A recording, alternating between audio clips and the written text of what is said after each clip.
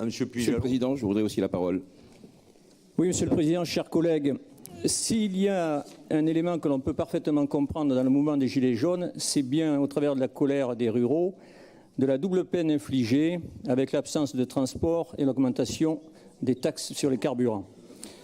Une colère qui s'est largement exprimée au nord de la Gironde, sur le rond-point du Pas des Fenêtres à Saint-Cyr-sur-Gironde, sur le rond-point de Bel-Air à Blaye, sur le rond-point de Saint-André à la Garosse et au péage de Virsac.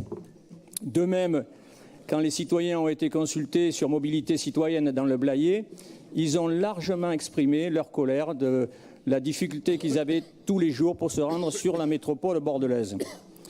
Si la situación económica de la península ibérica es muy importante para usted, con el tren Pau-Canfranc-Saragosse, creo que pour la rentée du Blayais, effectivement, ils ont aussi droit à leur part de développement et de service à la personne. Aussi, Monsieur le Président, j'ai bien vu qu'en 2019, il y avait le volet régénération de la ligne Sainte-Saint-Marien. J'aurais aimé voir celui de la ligne Blaye-Saint-Marien.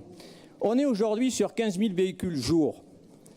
J'ai pu voir que pour faire la régénération de la ligne Bassin-Sambès pour le fret, on a trouvé 20 millions d'euros. J'ai cru voir que pour Oloron-Bedouce, on a trouvé 122 millions d'euros. Je crois qu'il manque maintenant à chercher 450 à 500 millions d'euros pour aller jusqu'à Canfranc.